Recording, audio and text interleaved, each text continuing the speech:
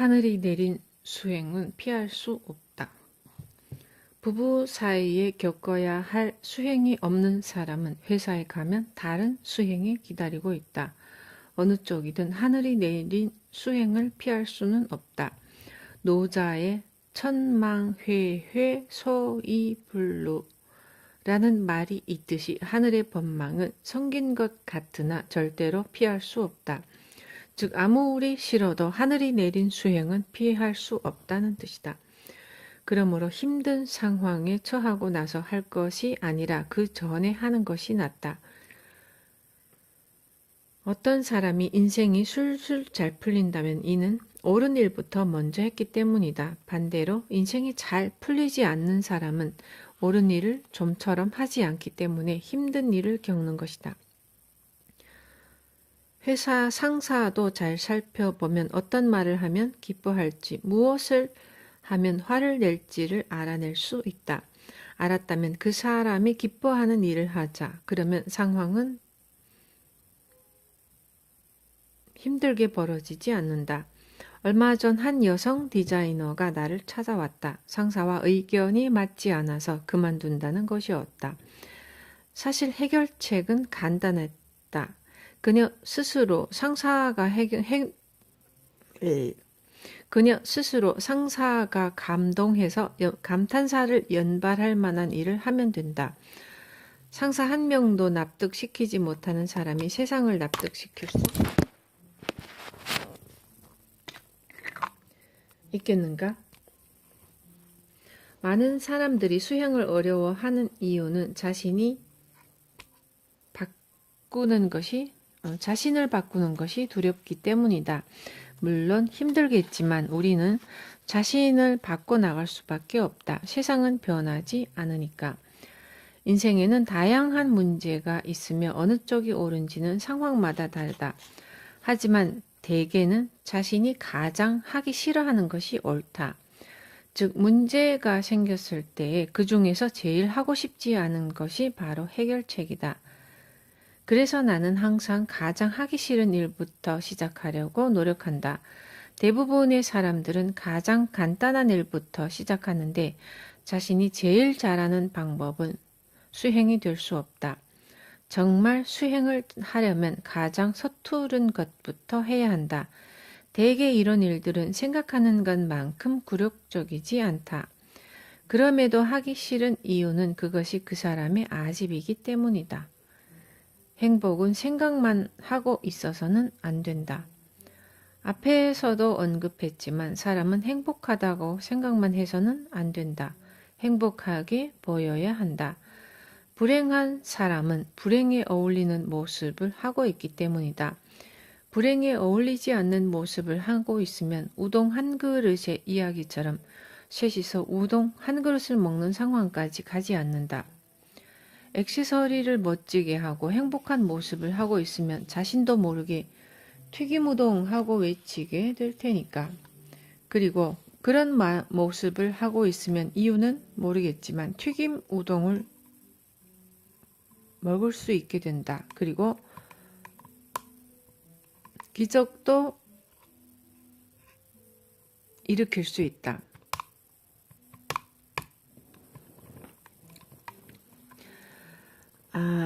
아스팔트 위의 잔디도 한없이 여리고 작은 힘으로 천천히 아스팔트를 뚫고 올라가려고 했기 때문에 딱딱한 아스팔트를 뚫고 나올 수 있는 것이다.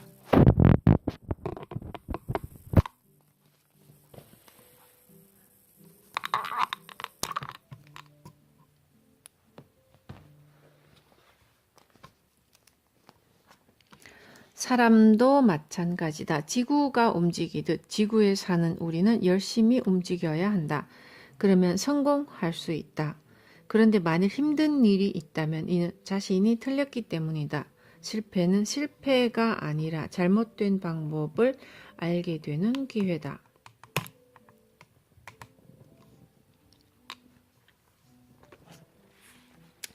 그러므로 곧바로 다른 방법을 찾아 다시 도전하면 된다. 이것이 성공하는 사람과 실패하는 사람의 차이다. 실패라고 생각하고 그만두면 낙오자가 될 뿐이다. 사람은 잘 될 때까지 계속하면 반드시 성공한다. 그런데 왜 계속할 수 없는 것일까? 두 가지의 이유가 있다. 하나는 실패할 때마다 실패했어. 나는 실패했어. 라고 생각하기 때문이다. 실패가 아니라 틀렸다는 것을 알게 된 성공 체험이라고 생각해야 한다. 그리고 또 다른 하나는 고치지 않고 똑같은 일을 반복하기 때문이다. 우리는 실패를 포함해서 하나하나씩 배워나가면 된다. 이 세상은 위로 올라갈수록 편해진다. 열심히 노력하면 문제가 사라질까? 그렇지 않다. 문제가 없으면 영혼이 성장할 수 없기 때문에 문제는 항상 존재한다. 위로 올라가면 그곳에 또 다른 문제가 있다. 하지만 문제는 위로 올라갈수록 간단해진다. 대나무의 마디도 제일 아래가 가장 딱딱하고 두껍다. 제일 아래 마디를 빼면 그 다음 마디는 조금 수월하게 뺄 수 있다. 위로 올라갈수록 마디가 얇기 때문이다. 이것이 자연의 섭리고 이치이다. 높고 큰 빌딩도 위쪽을 가볍게 짓지 않는가. 반면 인간 사회는 이와 반대다. 초등학교보다 중학교, 고등학교, 대학교로 올라갈수록 점점 어려워진다. 하지만 신의 세계는 그렇지 않다. 위로 올라갈수록 간단해진다.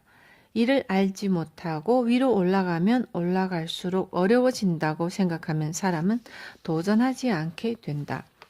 예를 들어 장사할 때의 가장 힘든 시기는 집세를 낼 수 있고 삼시세끼를 먹고 살 수 있게 될 때까지다.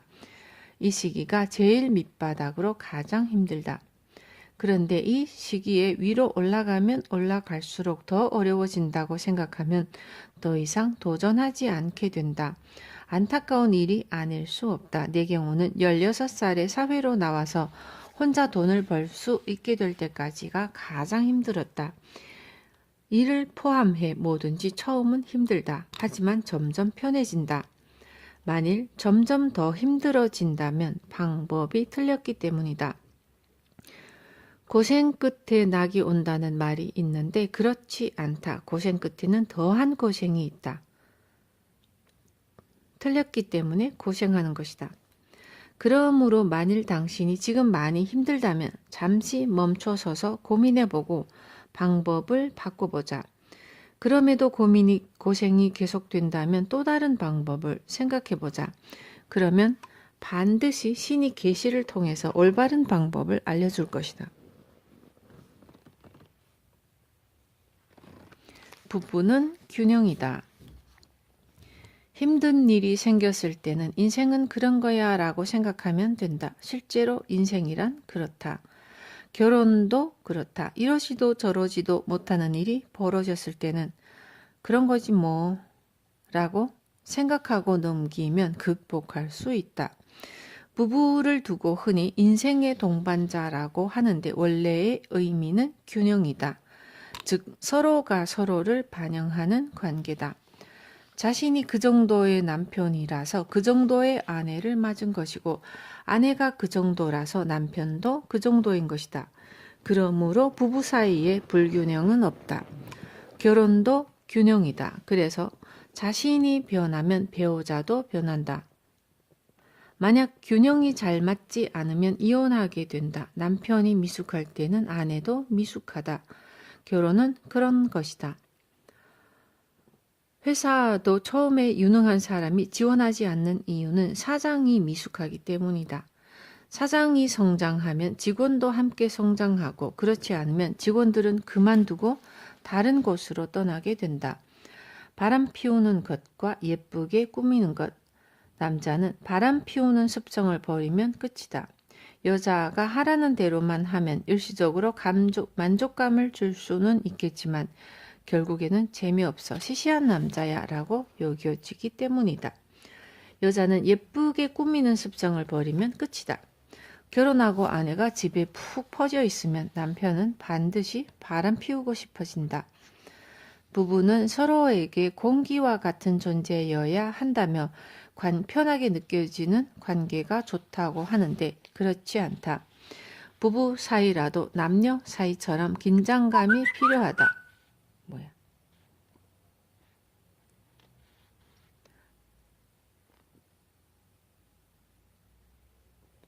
그래서 아내는 집에 있어도 남편이 다른 여자에게 한눈 팔지 않도록 예쁘게 꾸며야 한다. 축구를 보면 골키퍼가 골대를 지키고 그 외의 선수들은 손을 사용하면 안 되는 규칙이 있다. 그래서 골이 쉽게 들어가지 않고 이런 규칙이 게임의 재미를 더한다. 이와 마찬가지로 부부 사이에도 규칙이 필요하다. 아내는 예쁘게 꾸미고 남편은 바람길을 버리지 않는 규칙 말이다. 남편이 당신밖에 없어 라고 말해서 아내가 행복한 미소를 짓는 것은 처음뿐이다. 실제로 계속 그러면 서로 성가셔서 결국 귀찮아진다. 여자에게는 상승 욕구가 있어서 능력 있는 남자는 다른 여자들에게도 인기가 많다. 그래서 남편이 바람 피우지 못하도록 예쁘게 하고 있어야지라는 마음을 가져야 부부가 서로 향상될 수 있다. 남자들은 자상한 아내가 좋다고 하는데 여기서 자상하다는 것은 무슨 행동을 해도 이해해 주는 것이 아니다. 회사에 가지 않으면 화를 내고 잔소리를 하는 아내를 말한다. 편하게 해주겠다고 그래요. 쉬어도 괜찮아요. 라고 한다면 남편은 정말로 회사에 가지 않는다. 여자가 이렇게 착각하고 있으면 남편도 망가지고 가정도 망가진다. 앞에서도 언급했지만 남자에게 자상한 남자란 잔소리하고 혼낼 줄 아는 여자를 의미한다. 즉 어머니와 같은 존재다. 실제로 이 세상의 거의 모든 남편들은 자신의 아내를 모모 엄마라고 부른다. 그리고 회사에서 받은 월급을 전부 아내에게 주고 용돈을 받아 쓴다. 남자들이 원하는 최고의 여성상은 어머니다. 자신을 사랑하니까 잔소리도 하고 화도 낸다고 생각한다. 따라서 여자는 뭐든지 괜찮다며 혼내지 않고 넘기면 안 된다. 또한 여자는 남자가 좀 더 나은 위치에 오를 수 있도록 도와야 한다. 서로가 익숙하기만 하면 관계도 나빠지고 영혼도 향상되지 않는다. 신은 향상하려고 노력하지 않는 영혼에게 저 세상으로 돌아오라고 말한다.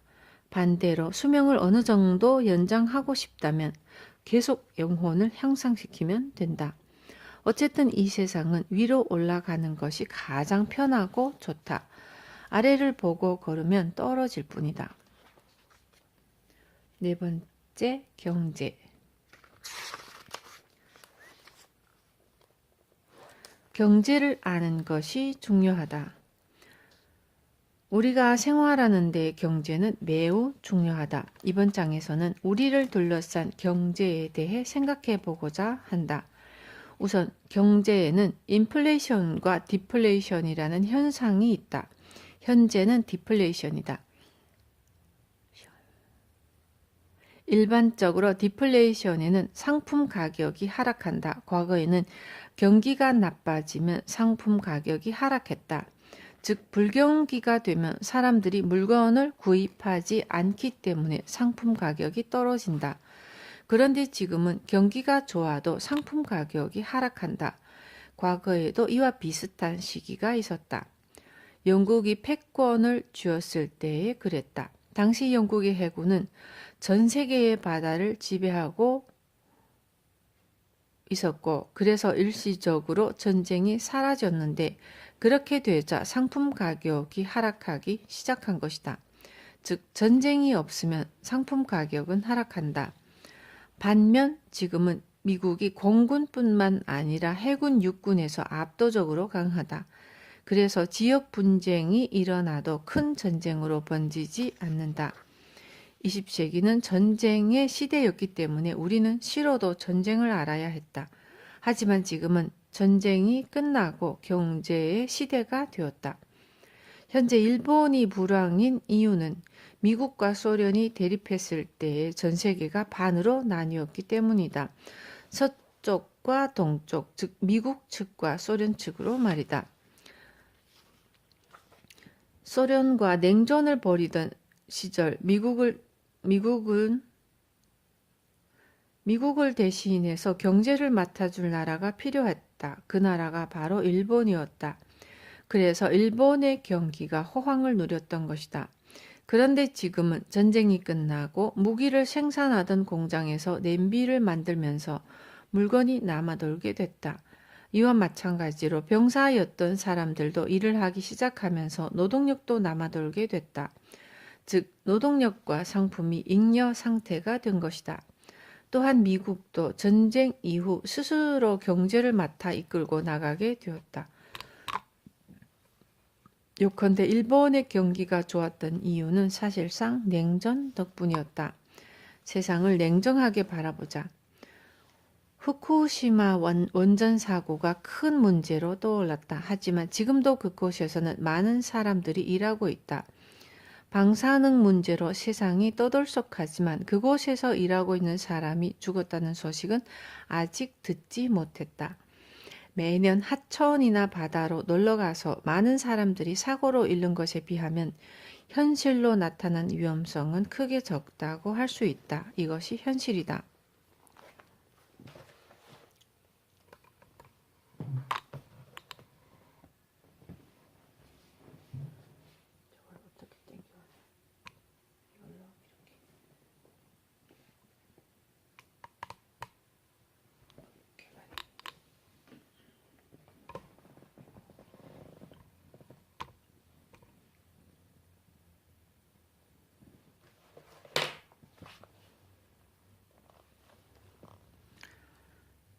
세상을 냉정하게 바라보자. 내가 하고 싶은 말은 원자력 발전소에 찬성한다 혹은 반대한다가 아니라 차분한 마음가짐으로 냉정하게 주변을 바라봐야 한다는 것이다.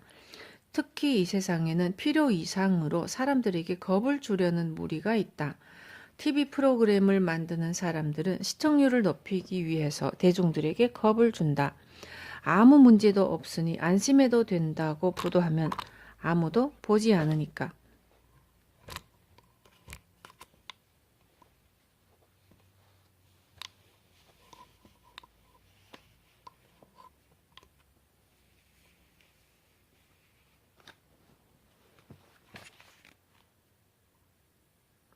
그런데 문제는 겁을 먹으면 사람들은 위축되고 그만큼 물건을 사지 않게 된다는 점이다. 불경기에 이런 악재가 더해지면 경기는 빠른 속도로 나빠지고 악순환의 스파이럴이 일어난다. 미디어 종사자들은 경제에 대해 잘 모른다. 일단 시청률만 잘 나오면 그만이라며 불안감을 조장하는데 일단 불안감이 조성되면 사람들은 상품을 사지 않게 된다. 그러면 상품을 팔지 못한 기업은 광고비를 지불하지 못하게 되고 결국 광고비로 먹고 사는 미디어 종사자들은 스스로 자신의 목을 조르게 된다. 영혼은 서로 연결되어 있다. 중요한 것이라 거듭 강조하지만 영혼은 다 함께 향상되어야 한다. 예를 들어 경제에 대해 아는 사람이 늘어나면 단숨에 영혼 전체의 수준이 향상된다. 인간의 영혼은 서로 연결되어 있기 때문이다. 어느 섬에서 원숭이 한 마리가 감자를 씻어 먹었더니 그것을 흉내내는 원숭이가 나타났다고 한다. 그리고 그런 원숭이의 수가 100마리를 넘자 다른 섬에서도 원숭이가 감자를 씻어 먹는 현상이 나타났다고 한다. 즉 일정 수 이상이 알면 전체가 알게 된다는 것이다. 그래서 처음부터 모두가 알 필요는 없다. 일부만이라도 이거 참 재미있네 라고 알게 되면 결국 모두가 알게 된다. 이것이 바로 진화의 법칙이다. 남무묘법 연화경이라는 경문이 있는데 연꽃은 진흙탕에서도 꽃을 피운다는 가르침을 담고 있다. 모든 사람의 내면에는 진화가 있다는 뜻이다. 그래서 아무리 악한 사람이라도 내면에 연꽃과 같은 진화, 즉 맑고 깨끗한 영혼이 있다고 한다. 연꽃의 뿌리는 연근이라고 부르며 한자 풀이대로 서로 연결되어 있다. 이와 마찬가지로 사람의 영혼도 서로 연결되어 있다. 일정 수 이상의 사람들이 서로 어떤 진리를 알게 되면 모두 알게 되는 것도 이 때문이다. 난무는 나를 믿는다라는 뜻이다. 그리고 경문이란 무엇인가 하면 지구에 경도와 위도가 있지 않은가. 위도는 가로줄이고 경도는 세로줄에 해당하는데 줄에 추를 매달면 세로 방향, 즉 경도 방향으로 떨어진다. 아프리카에 간다고 추가 가로 방향으로 떨어지지는 않는다. 항상 세로 방향으로 떨어진다. 이렇듯 경무는 세계 공통의 가르침을 뜻한다. 불안을 부추기는 것은 악마다. 이 세상에는 불안을 조장하려는 사람들이 많은데 이는 좋지 않은 행동이다. 나는 모든 사람이 불안해하지 않았으면 하고 바란다. 간혹 지도자들 중에 사람들을 위협하거나 겁을 줘서 자기 뜻대로 조정하려는 사람이 있다. 지도자로서 제일 중요한 덕목은 사람들을 안정시키는 일이다. 그런 다음에 문제를 해결하려면 어떻게 하면 좋을지를 고민하고 결정할 수 있어야 한다. 신은 사람들을 안정시키고 악마는 당황하게 만든다. 그러므로 남을 당황케 하는 사람이 있다면 악마라고 생각하면 된다. 나는 사람들을 당황하게 만들거나 서두르게 재촉하는 것을 싫어한다. 그보다 마음을 차분히 가라앉힐 수 있도록 돕는 것이 중요하다고 생각한다. 현재 일본이 해결해야 할 과제로는 지진 대책과 원자력 발전소 등이 있다. 무엇보다 가장 큰 문제는 앞으로 치솟을 전기세인데 전기세가 오르면 일본에서 생산되는 제품의 가격은 당연히 오를 것이다. 그렇게 되면 다른 나라에 비해 일본 제품은 비싸져서 경쟁력에서 밀리고 말 것이다. 그뿐만이 아니다. 회사는 정리해고를 단행할 것이다. 결국 실업률도 상승할 것이다. 이런 사태를 대중매체에서 보도하면서 불안을 더욱 부추기면 사람들은 더더욱 물건을 사지 않고 저축하려고 할 것이다. 그러면 불황은 심각해질 수밖에 없다. 돈은 혈액과 같다. 온몸으로 잘 흘러가야 균형을 잃지 않는다. 인간의 신체도 혈액이 잘 순환돼야 비로소 건강을 유지할 수 있지 않은가.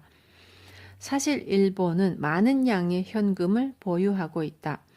무역 수지가 계속 흑자였다는 것은 그만큼 돈이 많다는 뜻이 아니겠는가. 그런데 왜 경기가 나쁜 것일까? 그 이유는 축적된 돈이 돌지 않고 있기 때문이다. 과거에는 저금을 해도 돈을 빌릴 사람이 많았기 때문에 돈이 돌고 돌았다. 그런데 지금은 일본 국민들이 불경기라며 물건을 사지 않게 됐고 돈을 빌리려는 사람들도 사라졌다. 현재 일본 은행이 금융 완화 정책을 펴고 있는데 나는 아무 소용없는 일이라고 생각한다. 일본 은행이 시중은행에 돈을 빌려줘도 그 다음 단계에서 돈을 빌리려는 사람이 없으면 돈은 순환되지 않기 때문이다. 그나마 일본에서 유일하게 돈이 잘 순환되는 곳은 지진 피해 복구가 한창인 도호쿠 지역이다. 앞으로 일본은 이 지역을 계기로 미미하게나마 경기가 좋아질 것이다. 똑같은 일은 다시 일어나지 않는다. 경제에 똑같은 일은 두 번 일어나지 않는다. 경제 상황을 포함해서 어떤 일이든 앞을 읽을 수 있으면 더없이 좋을 것이다. 가령 경마장에서도 다음 경기에서 어떤 일이 벌어질지를 미리 알면 이길 수 있다. 그런데 왜 경제학자들의 예측은 빗나가는 것일까? 이유는 경제학자들이 과거에 대해 조사하기 때문이다. 그래놓고 과거의 땡땡과 비슷하다고 주장한다. 현재 일어난 현상을 조사하고 과거와 비교하면 비슷한 일도 있으니까. 이렇듯 경마든 주식이든 과거의 자료만으로는 미래를 점칠 수 없다. 그런데 나는 어떻게 미래의 일을 알 수 있을까? 이는 어떤 법칙이 있기 때문이다. 바로 경제에는 똑같은 일은 절대로 일어나지 않는다는 법칙이다. 이 법칙을 알고 있으면 미래를 내다볼 수 있다. 과거에 관동 대지진과 고베 대지진이 발생했던 것처럼 일본에 지진이 일어난다는 것은 기정사실이다. 하지만 지진이 일어난다고 해서 땅값이 매번 상승하지는 않는다. 실제로 관동 대지진이 발생했을 당시 많은 사람들은 이것은 이제 끝이다 라며 동분서주했고 땅값은 끝을 모르고 추락했다. 그런데 이때 이 지역에 땅을 사둔 사람들은 훗날 큰 돈을 벌었다. 반면 고베 대지진이 일어났을 때에는 땅값이 하락하지 않았다. 이미 모든 사람이 관동 대지진 때의 일을 알고 있었기 때문이다. 일시적으로 땅값이 떨어지더라도 그 지역이 복구되고 나면 치솟으리라 생각한 것이다. 하지만 그런 일은 일어나지 않았다. 이렇듯 경제에 똑같은 일은 두 번 일어나지 않는다. 다음으로 시소 현상이라는 법칙이 있다. 내가 긴자 마루칸을 시작했을 당시 의사들의 인망은 매우 높았고 모두 돈을 잘 벌었다. 하지만 살다 보면 반드시 그 반동은 찾아오기 마련이다. 그리고 그 반등이 찾아왔을 때 한쪽이 떨어지면 시소처럼 반대편에 있던 다른 한쪽이 올라가게 된다. 의사, 즉 서양의학의 반대편은 동양의학, 한방이다. 그런데 한방의 시대는 이미 에도 시대에 도래했었으니 다시 찾아올 리가 없다. 그렇다면 어떤 시대가 올까? 아마도 한방을 기초로 한 건강 보조 제품을 선호하는 새로운 사고의 전환이 일어날 것이다. 이렇게 경제의 법칙을 알면 자연스럽게 시대의 조류를 타고 성공을 손에 넣을 수 있다. 따라서 어떤 일을 하는데 잘 풀리지 않고 고생만 한다면 시대를 잘 파악하지 못하고 있다는 뜻이니 경제의 법칙을 떠올리며 시대를 읽으려고 노력해보자. 시대를 읽을 수 있다면 반드시 성공할 수 있다. 그래서 내가 매일 회사에 나가지 않고 드라이브를 해도 회사 매출이 상승하는 이유는 이런 법칙이 존재하기 때문이다. 경제의 세 가지 법칙을 알아둔다. 경제의 법칙에는 세 가지가 있다. 첫 번째는 경제에는 똑같은 일이 두 번 일어나지 않는다는 것이다. 두 번째는 시소 현상으로 시대가 바뀔 때는 그때까지 권력을 쥐었던 사람의 반대편에 있던 사람이 주목을 받게 된다는 것이다. 그리고 세 번째는 신이 정한 운명이라는 것이다. 즉, 이 세상은 신이 정한 운명 안에서 움직인다는 의미다. 예를 들어 요즘 중국을 보면 상당히 풍요로워졌고 다음으로는 인도와 베트남, 중동 국가들이 주목을 받고 있다. 반면 지금까지 성장해온 유럽이나 미국, 일본은 주춤세로 돌아서고 있다. 신은 21세기를 경계로 세계를 빈곤에서 구하려는 것 같다. 그래서 앞으로 몇백 년이 지나면 이 세상에 이렇게 많은 국가들이 존재할 필요가 있는가라는 의문이 제기될 것이고 아시아 지역을 아시아 경제권으로 묶자는 움직임이 활발하게 일어날 것이다. 그리고 결국에는 지구를 하나로 만들려는 흐름이 생길 것이다. 그렇게 되면 우리는 싫어도 그 흐름을 따라가야 한다. 지금은 중국이 발전하고 있지만 그 다음은 인도와 베트남, 그리고 그 다음은 다른 빈곤한 국가가 발전하게 될 것이다. 신이 바라는 것은 세계를 빈곤에서 구하고 경제 격차를 없애는 것이니까. 앞으로의 시대에는 이런 흐름에 역행하는 일은 일어나지 않을 것이다. 그리고 현재 낮은 곳에 있는 사람일수록 그만큼 더 올라갈 것이다. 또한 앞으로 큰 전쟁은 일어나지 않을 것이다.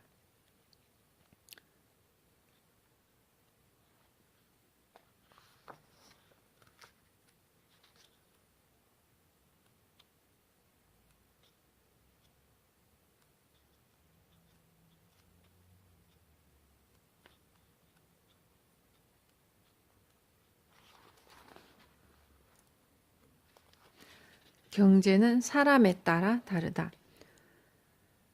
경제의 시대에 경제를 배우는 사람은 고생하지 않을 것이다. 왜냐하면 그것이 신의 생각이니까. 그렇다면 경제란 무엇인가? 스스로 일하고 밥을 먹을 수 있는 것이다. 신은 그것을 배우라고 한다. 신은 그것을 배우라고 한다. 그래서 경제를 공부하더라도 항상 자신의 경제란 무엇인가를 생각해야 한다. 그렇다고 해서 대학에 들어가서 경제학을 공부하라는 뜻은 아니다. 물론 정치가들 중에는 세계 경제에 대해 공부해야 하는 사람도 있다.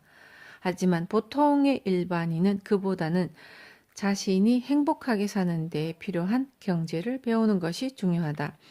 예를 들어 남편이 일을 하는데도 형편이 나아지지 않는다면 아내도 일을 하러 나가야 하는데 이런 일을 생각하고 결정하는 것이 바로 경제다. 그래서 나는 현재 운영하고 있는 긴자 마루칸의 발전을 생각한다.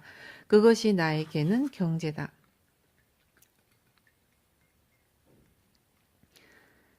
사실 우리는 이 세상에 경제를 배우러 왔다. 지금 눈앞에 있는 일이 바로 그 사람이 배워야 하는 경제다.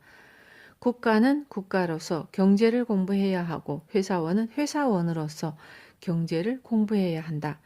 만일 당신이 일본 총리라면 일본 경제에 대해 배워야 하지만 일반 시민이라면 우선 자신의 경제에 대해 배워야 한다. 또한 회사원은 국가 원수가 아니니까 세계 경제에 대해 논할 필요가 없다.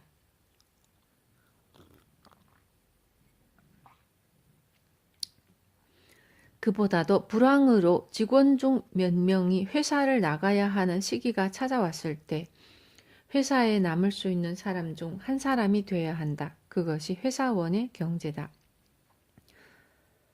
단 나의 경우는 사람들에게 경제에 관한 이야기를 해줘야 하므로 세계 경제에 대해서도 알아야 한다. 이것이 나의 역할이다. 하지만 모든 사람이 경제 공부를 공부할 필요는 없다. 앞으로 일본은 국민들이 물건을 별로 구입하고 싶지 않게 되어 불경기에 빠질 것이다. 이럴 때일수록 돈을 쓰도록 유도하는 것이 정치가의 역할이다. 그렇다고 모든 국민이 돈을 펑펑 써야 좋은 것일까? 반드시 그렇지는 않다. 자신과 가족을 지키려면 절대로 낭비해서는 안 된다. 또한 돈을 빌려서도 안 된다. 돈의 가치가 상승하면 빌린 돈도 함께 상승하는데 인플레이션일 때는 돈을 빌려서라도 상품을 사면 상품 가격이 오르기 때문에 괜찮다. 그래서 오히려 빌린 사람이 이득을 본다. 하지만 지금은 디플레이션으로 상품 가격이 점점 떨어지고 있다. 예를 들어 대출을 받아서 토지를 사면 과거에는 빌린 금리 이상으로 토지 가격이 껑충 뛰어서 이득을 보았지만 지금은 토지 가격도 떨어지고 금리도 물어야 하기 때문에 손해다. 그래서 지금은 돈을 빌리면 손해를 보는 시기다. 지금은 경제를 배워야 하는 시대다. 신은 우리에게 경제를 배우라고 말한다. 그러므로 우리는 경제 공부를 해야 한다. 경제란 무엇인가 하면 생활 그 자체다. 즉 경제 공부는 필요 이상으로 돈을 빌리지 않고 아무 문제 없이 생활할 수 있도록 경제에 대해 알아야 한다는 뜻이다. 이제 우리는 싫어도 경제 공부를 해야 한다. 경제 공부를 싫어하는 사람은 질 수밖에 없다. 당신이 회사원이라면 자신이 회사에 이득을 주고 있느냐가 경제다. 경제란 상대방에게 이득을 주는 것이니까 이득을 주는 게임과 같다. 20세기까지는 전쟁의 시대였기 때문에 싫어도 전쟁을 통해 뭔가를 배울 수밖에 없었다. 싫어도 폭탄이 터졌으니까. 하지만 이제 전쟁의 시대는 막을 내렸다. 지금은 경제의 시대다. 그래서 싫어도 경제 공부를 해야 한다. 그렇다면 경제의 시대란 어떤 시대인가? 전쟁의 시대는 힘이 세고 강하면 이겼지만 경제의 시대는 이득을 주면 이긴다. 즉 이득을 주는 게임의 시대다. 가령 회사원은 회사에 가서 일을 하고 일한 시간을 회사에 판다. 즉 자신의 능력과 시간을 파는 것이다. 간단히 말해서 시급이 3,000원인 사람이 4,000원의 일을 하면 회사는 이득을 본다. 그럼 4,000원만큼 일하고 3,000원밖에 받지 못하면 손해일까? 그렇지 않다. 경제의 시대에는 이득을 준 사람이 승자다. 그래서 경제의 시대를 이득을 주는 게임의 시대라고 하는 것이다. 과거 일본의 진짜 제품은 전자제품은 품질도 좋고 가격도 저렴해서 해외에서 큰 인기를 끌었다. 그런데 지금은 한국이나 대만 등의 기업이 동일한 품질의 제품을 더 저렴하게 생산하고 있다. 품질이 똑같다면 더 저렴한 제품을 구입하는 것이 이득을 버는 방법이다. 이것이 바로 경제다. 이득을 주는 사람이 이기는 시대다. 요즘은 이득을 준 사람 쪽으로 돈이 흘러간다. 세상의 이치가 그렇다. 전쟁은 상대방에게 피해를 준 사람이 이겼지만 그 시대는 끝났다. 이제는 이득을 주는 게임의 시대이다. 예를 들어 200만 원의 월급을 받는 직원이 있다면 회사는 직원에게 주는 월급 이외에 책상이나 사무용품, 사무실 임대료 등의 비용을 더 부담해야 한다. 또 직원은 화장실에 가면 물도 쓰고 휴지도 쓴다. 회사는 이런 비용은 물론 보험의 절반도 부담해야 한다. 따라서 200만 원의 월급을 받는 회사원이라면 400만 원 이상의 수익을 내야 회사에 손해를 미치지 않게 된다. 그래서 요즘 시대에 유능한 직원이란 자신의 월급보다 더 많은 실적을 올리는 사람을 말한다. 이것이 내가 생각하는 경제다. 그래서 나는 남에게 이득을 주고 기쁘게 하는 것이 좋다. 취미로 일을 한다고 해도 과언이 아니다. 지금은 남에게 이득을 줄 수 있는 사람이 승자다. 회사에서는 회사에 이득을 주고 책에 좋은 글이 있으면 친구에게 알려주는 등 주변을 둘러보면 남에게 이득을 줄 수 있는 일은 얼마든지 있다. 또한 자신이 알고 있는 것을 남에게 가르쳐 줄 때 친절하고 알기 쉽게 설명하는 등 방법은 수없이 많다. 가르쳐 주기만 하는 사람보다 편하게 다가와 물어볼 수 있는 사람이 되면 더 좋지 않겠는가? 이렇게 자신의 존재가 누군가에게 이득이 되는 사람이 바로 이 시대의 승자이자 정답이다. 신은 지금 그런 사람을 바라보고 있다. 지금은 웃는 사람이 이득이다. 무사의 시대에는 웃지 말아야 강해 보였지만 지금은 그런 시대가 아니다. 웃는 얼굴이 아니면 오히려 이상해 보인다. 또한 지금은 회사원에게는 회사원의 경제가 있고 사장에게는 사장의 경제가 있다. 이를 아는 사람은 반드시 성장한다. 간혹 자신은 고객이라며 매장에 가서 이것저것 요구하는 사람이 있는데 앞으로 이런 사람은 대접을 받지 못할 것이다. 방해만 될 뿐이다라는 말을 듣는 사람은 어디를 가도 민폐다. 고객인데 당연히 그렇게 해줘야 하는 것 아니냐? 라고 말하며 핑계를 대는데 더 이상 이런 핑계도 통하지 않는 시대가 올 것이다. 거듭 말하지만 나는 남에게 이득을 줄 수 있는 사람이 되고 싶다. 예를 들어 열심히 일을 하고 세금을 많이 내면 일본이라는 나라에 나는 있어줘서 고마운 존재가 된다. 그리고 일본에 있어줘서 고마운 존재인 나는 일본에 있어서 이득을 보게 된다. 그리고 몇만 명의 사람들이 히토리 씨가 있어줘서 이득이다 라고 생각해주면 나에게도 이득이 되는 일이 생긴다. 지금은 그런 시대이다. 서로 죽이는 시대는 끝났다. 서로 이득을 주는 게임의 시대, 즉 남에게 얼마만큼의 이득을 주고 있는지가 중요한 시대가 됐다. 만일 상점을 운영하고 있다면 당신은 이웃에게 얼마만큼의 이득을 주고 있는가? 아무것도 주고 있지 않다면 딱히 주는 것이 없어도 적어도 웃는 얼굴로 이웃을 대하는 등 공짜로 할 수 있는 일은 많다고 말해주고 싶다. 그것조차 안 하고 있다면 그것도 안 합니까? 라고 핀잔을 주고 싶다. 주변에 파리만 날리는 국수집이 있다면 그 집은 국수가 맛이 없거나 가게 안이 더럽거나 친절하지 않기 때문이다. 가게 안을 깔끔하게 청소하고 친절하게 손님을 대하고 맛있는 국수를 만들기 위해서 끊임없이 노력한다면 반드시 성공한다. 이렇듯 어려운 일은 하나도 없다. 그런데 장사가 안 되는 집의 주인일수록 오히려 휴일에 다른 음식점을 찾고 국수의 깊은 맛을 연구하거나 성공하려는 노력을 전혀 하지 않는다. 성공하고 싶다면 휴일에 장사가 잘 되는 국수집에 찾아가서 몇 그릇이고 먹어보고 맛을 연구해야 한다. 그렇게 노력하지 않기 때문에 휴일에 주인조차 찾지 않는 맛없는 가게로 전락하고 마는 것이다. 자신도 가고 싶지 않은 가게를 운영하면서 손님이 와주길 바라는 것은 이상한 일이 아닌가. 이득을 주는 게임의 시대.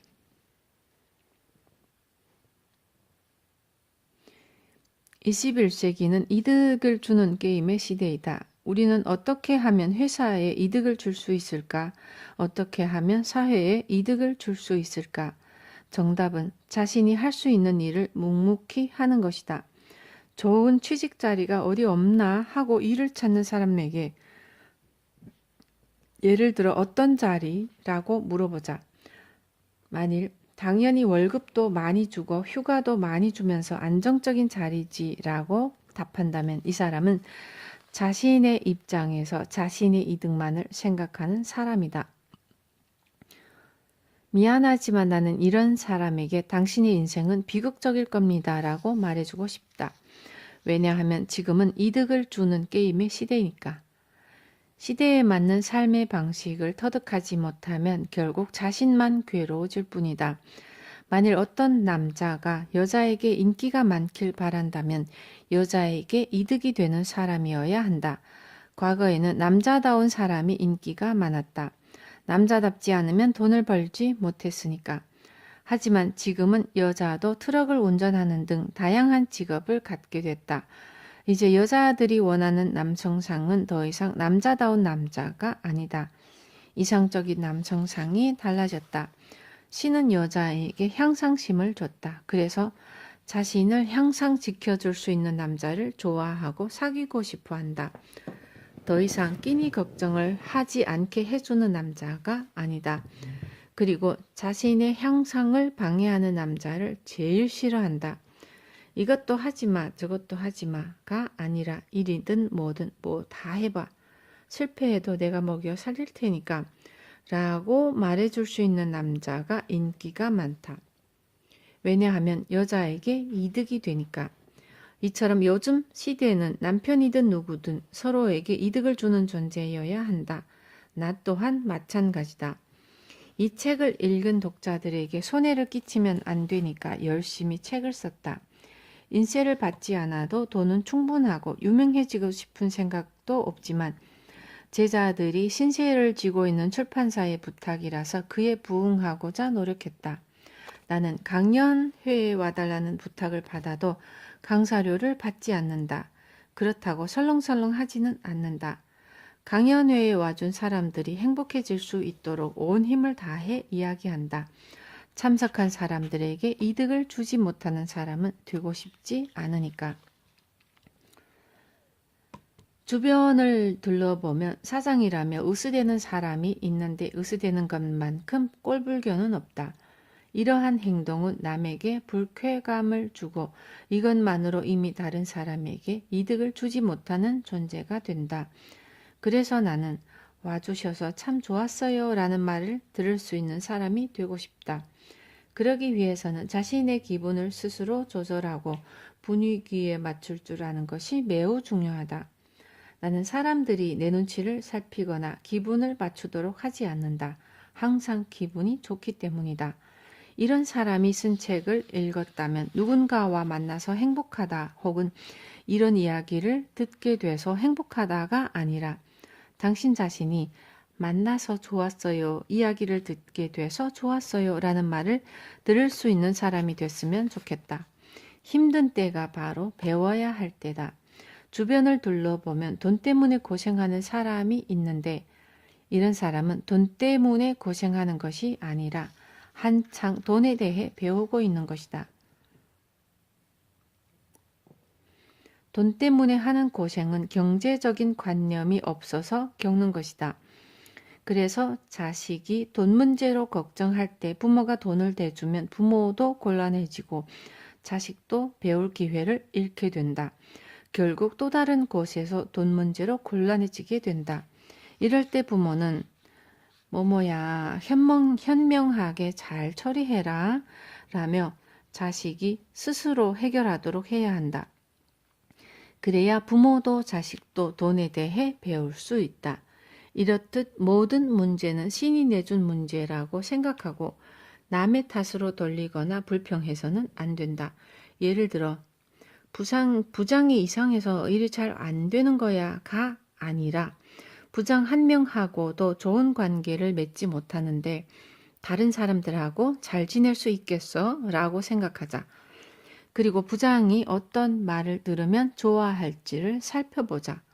죽어도 아첨은 못하겠어 라고 말하는 사람이 있는데 딸기 파르페가 좋다며 낚시할 때에 딸기 파르페를 낚싯줄에 매다는 사람이 있는가?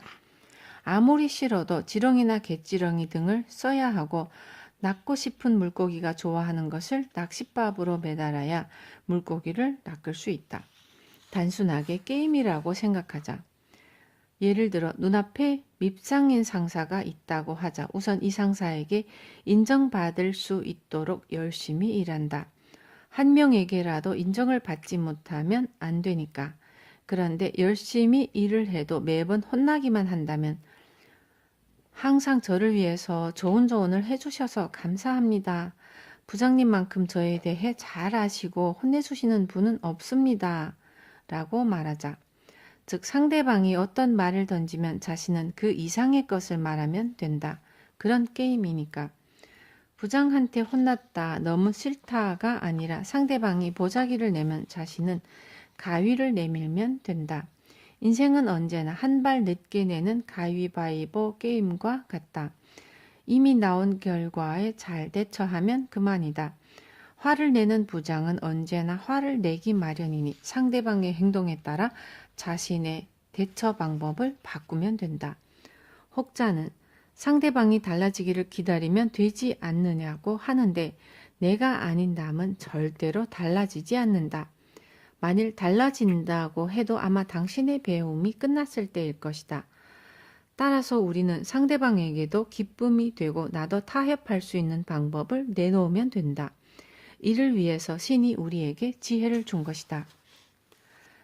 자연계에 대한 공부는 점차 쉬워진다.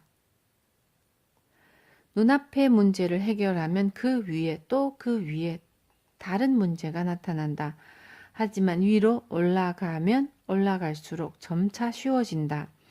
요컨대 자연계에 대한 공부는 점점 더 어려워지지 않는다.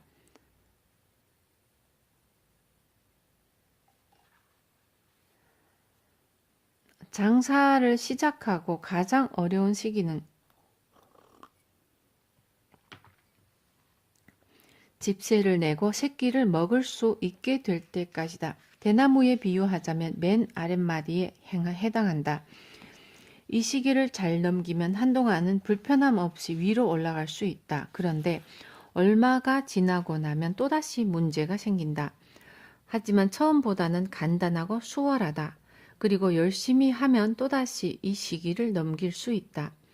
대부분의 사람들은 위로 올라가면 갈수록 어려워진다고 생각한다. 하지만 자연계는 그렇지 않다. 빌딩도 위로 올라갈수록 가볍게 짓지 않는가. 학교 공부만 일부러 위로 올라갈수록 어렵게 만들어 놓은 것이다. 그래서 뭐든지 제일 처음이 어렵다. 예를 들어 회사원의 경우는 당장 눈앞에 있는 과장이 제일 대하기 어렵다. 하지만 과장이 자신을 인정해주면 그 다음은 부장을 조금 수월하게 대할 수 있다. 또한 가까운 사람일수록 대하기 어려운 법인데 그 이유는 신이 준 수행 때문이다. 특히 부부가 그렇다. 특히 배우자는 자신이 선택한 사람이다. 제일 큰 수행이 될 사람을 스스로 선택한 것이다. 그러므로 우리는 남편과 아내를 바꿔서는 안 된다. 그런 남편과 그런 아내와 행복해지는 방법을 생각해야 한다. 그러기 위해서는 자신이 변해야 하고 지금의 배우자와 행복하면 비로소 배우자도 변하게 된다. 신이 정한 법칙이 그렇다. 일단 자신이 변하면 배우자는 물론 주변의 모든 것들이 변한다.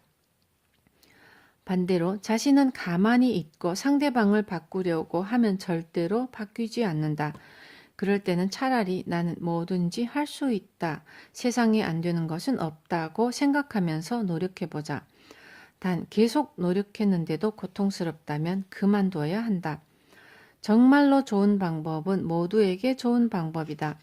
상대에게만 좋은 것은 좋은 방법이 아니다. 신은 절대로 우리에게 희생을 강요하지 않는다.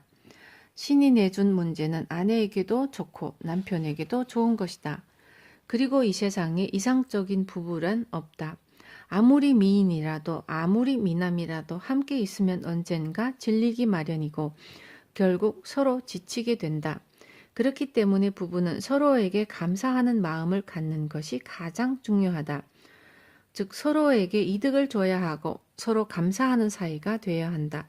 여담이지만 어릴 적에 내 아버지는 누가 보더라도 일을 하지 않았다. 어머니는 그런 아버지를 보고 정말이지 배짱이가 따로 없구나.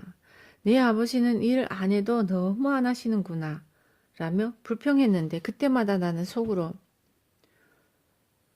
제가 소개해드린 게 아니잖아요. 라고 생각했다. 어머니는 그런 사람을 인생의 수행 상대로 선택했던 것이다.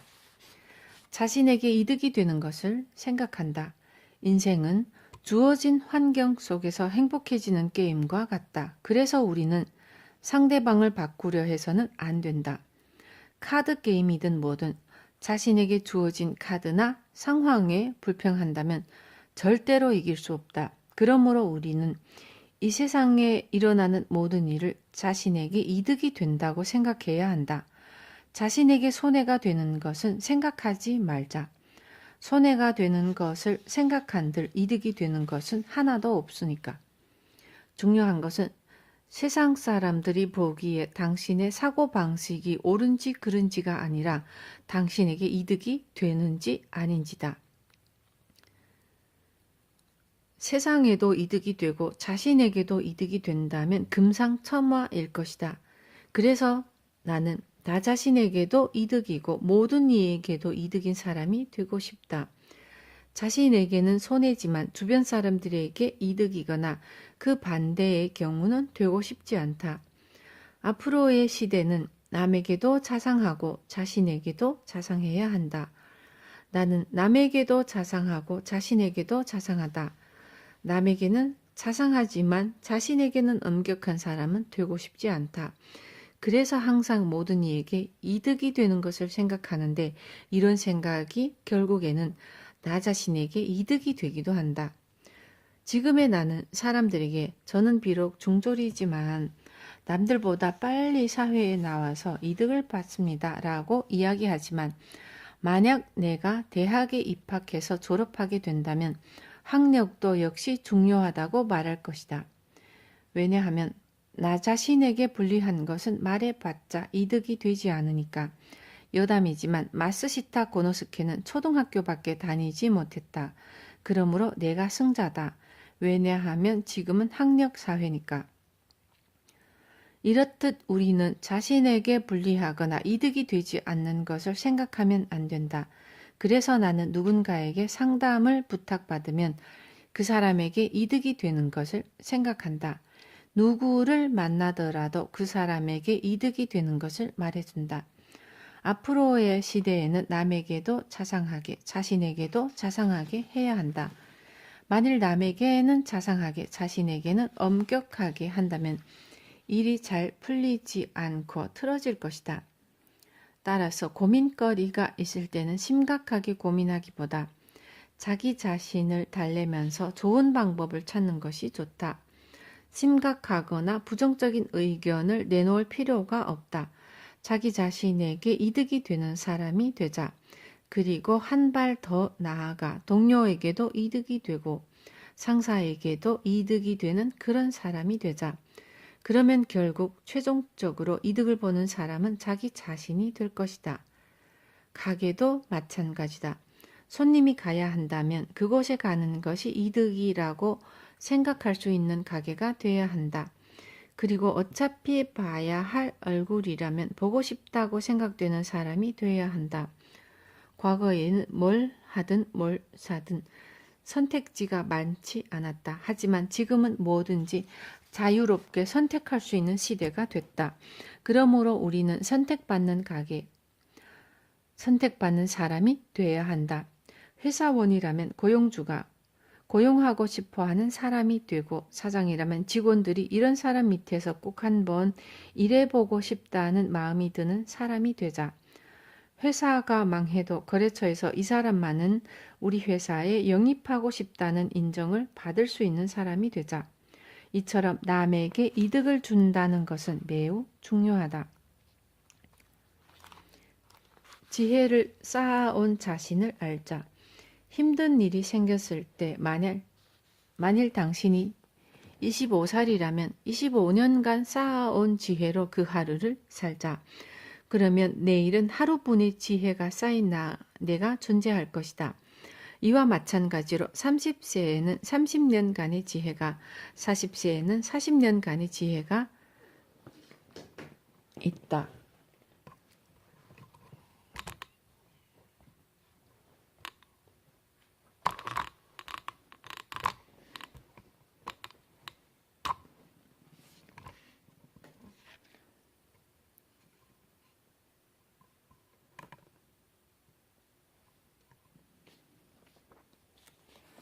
만일 자신은 이제 젊지 않다며 부정적인 생각을 하는 사람이 있다면 집어치우라고 말해주고 싶다.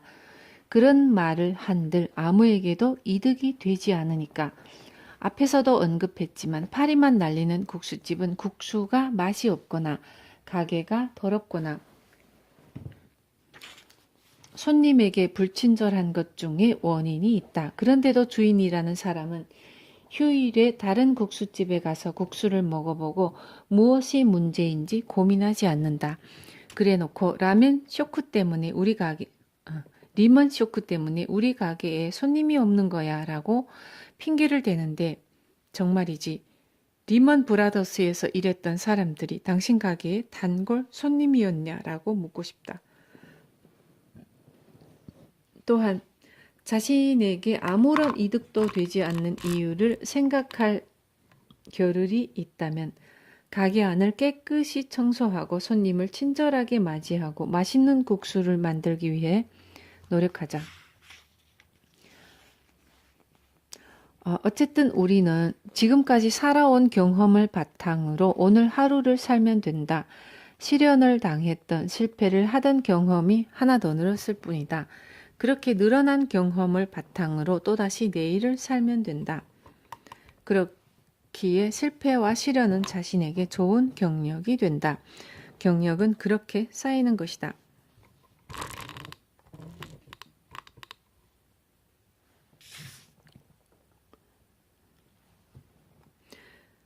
그 다음은 자신을 우울하게 만드는 원인이 되지 않도록 좋은 방향으로 잘 활용해 나가면 된다. 우울해한다고 자신에게 이득이 될 것은 아무것도 없다. 주변 사람들에게도 마찬가지다. 우울한 모습을 지켜보는 것은 주변 사람들이니까 우울해하고 힘들어하는 모습은 주변에도 나쁜 영향을 미친다. 그보다는 밝고 명랑하게 살려고 노력하자. 그러면 상대방에게 웃는 얼굴을 보여줄 수 있다. 사람은 거울을 보지 않는 한 자신의 얼굴을 볼 수 없다. 자신의 얼굴을 보는 사람은 대개 주변 사람들이다. 사람이 퉁명스러운 표정을 짓게 되는 것은 그런 표정을 정작 자신은 자주 보지 못하기 때문이다. 남에게 계속 보여줘야 한다면 퉁명스러운 표정보다는 웃는 얼굴이 좋지 않은가? 자신의 경제를 우선시한다. 자원봉사는 훌륭한 일이다. 하지만 자기 코가 석자인데 자원봉사에 참여하는 것은 본말 전도다. 얼마 전에 수화 활동을 하는 사람을 만났는데 내게 수화만 해서는 먹고 살 수 없다며 수화 활동을 활성화시킬 방법이 없을까요? 라고 물었다. 내 대답은 없다 였다. 왜냐하면 일은 돈벌이가 되는 것이어야 하는데 돈벌이가 된다는 것은 그것을 필요로 하는 수요가 많다는 뜻이다. 그런데 수화 활동은 훌륭하기는 하지만 그것을 필요로 하는 수요가 별로 많지 않아서 돈벌이가 되지 않는다. 따라서 평일에는 자신의 생활을 유지할 수 있는 일을 하고 주말이나 공휴일에 수화 활동을 하는 것이 옳다고 생각하기 때문이다. 시는 자신의 생활을 망치면서까지 남을 도우라고 하지 않는다. 제일 먼저 행복해져야 할 사람은 자기 자신이다. 이렇게 한 사람씩 행복해지면 이 세상에서 불행한 사람은 사라질 것이다. 간혹 주변을 둘러보면 자기 자신을 제대로 건사하지 못하면서 다른 사람을 감싸려는 사람이 있는데 이는 잘못된 행동이다. 자신이 제일 먼저 행복해져야 한다. 자기 자신이 행복해지는 것이 이 세상에서 불행한 사람을 한 명 줄일 수 있는 가장 확실한 방법이니까. 나는 신에게 우선 자기 자신이 행복해져야 하고 행복해졌다면 그 방법을 다른 주변 사람들에게 널리 알려줘라 라는 가르침을 받았다. 자기 자신을 행복하게 할 수 없는 사람은 다른 사람을 행복하게 할 수 없다. 방정식을 풀지 못하는 사람이 다른 사람에게 풀이 방법을 가르쳐 줄 수 있는가? 이 세상은 남도 중요하지만 우선 자기 자신이 중요하다. 자신을 소중히 여기지 못하는 사람은 남도 소중히 여기지 못한다. 그래서 남에게도 자상하게 자신에게도 자상해야 한다. 흔히 남에게는 자상하게 자신에게는 엄격하게 라고 하는데 틀린 말이다. 자신에게 엄격한 사람은 누구에게든 엄격하다. 남에게는 자상하게 자신에게는 엄격하게처럼 이중적인 행동은 불가능하다. 5번째는 1. 세상은 도리를 따른다. 세상의 이치를 다른 말로 도리라고 한다. 즉 세상은 도리를 따른다. 나는 16살에 사회에 첫 발을 내디뎠고 남들보다 고생을 더했다. 부모님은 내가 고생하는 것을 원치 않았기 때문에 대학에 진학하라고 권했지만 나는 부모님의 말씀을 듣지 않았다. 고생은 당연한 결과였다. 물속에 들어가면 온몸이 물에 젖고 바닷물은 짜다. 당연한 것이다. 이와 마찬가지로 일하러 가서 고생하는 것은 당연한 일이다. 월급을 받는다는 것은 그런 것이다. 다시 말해 일하러 간다는 것은 일터에서 하기 싫은 일을 하기 때문에 그 대가로 돈을 받는 것이다. 그런데 이런 일도 싫다, 저런 일도 싫다며 불평하는 사람을 보면 한심하기 짝이 없다. 우리가 디즈니랜드에 가면 신나는 이유는 돈을 쓰기 때문이다. 하지만 똑같은 디즈니랜드라도 인형탈을 쓰고 일하는 사람에게는 덥고 짜증나는 곳이 될 수 있다. 일은 그렇게 힘든 것이다. 이럴 때 보통 사람은 힘들어 죽겠다라며 투덜댄다. 하지만 중요한 것은 제가 인형탈을 쓰고 있으면 이곳에 놀러 온 사람들이 즐거워해요. 그러면 저도 기분이 좋아지죠 라고 말할 수 있느냐 없느냐다. 대개는 일이 너무 힘들어요 혹은 부장이 화를 내요 라며 불평하는데 부장은 화를 내는 것은 자신의 일이다. 그런 일로 일일이 괴로워한다면 본인만 피곤해질 뿐이다. 만일 당신이 회사원이라면 출근해서 반드시 회사에 이득이 되는 일을 하고 돌아와야 한다. 앞에서도 언급했지만 예를 들어 200만 원의 월급을 줘야 하는 직원이 있다면 회사는 월급 이외에 고용보험이나 의료보험 등을 부담한다. 그리고 책상과 의자도 마련해주고 사무실 임대료도 낸다. 직원이 화장실에서 사용하는 수도세도 낸다. 따라서 200만 원의 월급을 받는다면 500만 원 이상의 매출을 올려야 비로소 우리 회사에서 일해줘서 고맙네라는 말을 들을 수 있다. 그러므로 회사가 당신을 고용해서 이득을 봤다고 생각할 수 있을 때까지 열심히 일하자. 그저 월급만 받기 위해서 몸만 왔다 갔다 해서는 안 된다. 회사가 수익을 올릴 수 있도록 일하기 위해서 회사에 가야 한다.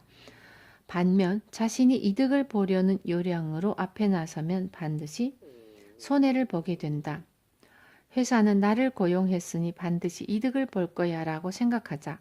이런 생각으로 일하는 사람이 별로 없으니 본인이라도 그런 마음가짐으로 출근하도록 하자.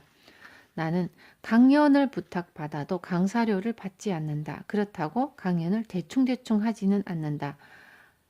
항상 강연회에 참석한 사람들을 위해 혼신의 힘을 다한다. 그래서 사람들은 나를 만나고 싶어 한다. 이렇게 책을 쓸 때도 독자들에게 손해가 되지 않도록 해야지 하는 마음가짐으로 열심히 글을 쓴다. 손해를 끼치는 사람은 미움을 사니까. 우리는 누구를 만나도 그 사람에게 이득이 될 수 있는 사람이 돼야 한다. 그러면 결국 본인이 가장 큰 이득을 얻게 되고 가장 큰 사랑을 받게 된다. 그것이 바로 도리라는 것이다. 회방꾼에게 있기에 인생은 즐겁다. 회사에서 천국의 언어를 쓰고 있다면 어디선가 그렇지 않아요? 라고 말하는 사람이 나타나기도 한다. 이럴 때 저 사람은 내 말을 아니라고 부정하니까 짜증나, 미워 죽겠어 라고 생각하기 쉬운데 그렇게 생각하지 않도록 노력하자. 축구도 상대편 선수, 즉 회방꾼이 있어야 재밌다. 골키퍼도 없이 자, 넣고 싶은 만큼 마음껏 넣으세요 라고 한다면 과연 재미있을까?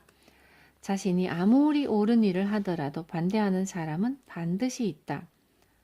그 사람은 당신의 인생을 한층 더 재밌게 해주는 역할을 맡은 것이다. 그러므로 반대하는 사람을 보면 내 인생을 재밌게 해주고 있구나라고 생각하자.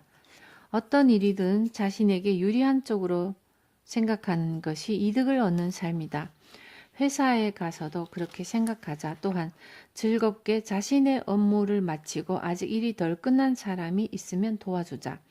그러고 나서 무슨 일이든 자신의 상황에 유리한 쪽으로 생각하자. 만일 하고 싶은 일이 두 가지가 있다면 두 마리의 토끼를 잡으려다가 한 마리도 못 잡는다가 아니라 일망타진의 자세로 임하자. 예전에 어떤 사람이 달도 차면 기운다는 속담을 아시나요? 라고 내게 물었다. 나는 알고 있습니다. 그런데 혹시 제 얼굴이 달로 보이십니까? 라고 되물었다. 인간은 한계가 없는 창조물인데 달이 차고 기우는 것에 비교하면 어쩌란 말인가. 즐겁게 산다는 것은 즐거운 일을 생각하는 것이다. 다른 사람이 자신을 즐겁게 해주길 바라서는 안 된다. 아무것도 없어도 나는 즐겁다고 말하면 즐거워진다. 그것이 말에 깃든 신비한 힘이다. 에디슨은 전구를 발명하기 위해서 전기를 빛으로 바꾸는 필라멘트를 찾으려 노력했다. 그가 몇천 번의 실험을 거듭하자 주변 사람들은 그렇게 실패만 하면 질리지 않습니까? 라고 물었다. 하지만 에디슨은 몇천 번의 실험을 실패라고 생각하지 않았다. 필라멘트에 적합하지 않은 물질을 하나 더 발견했다고 생각했다. 성공하는 사람은 성공할 때까지 끊임없이 노력한다. 실패했다며 금세 포기한다면 절대로 성공할 수 없다.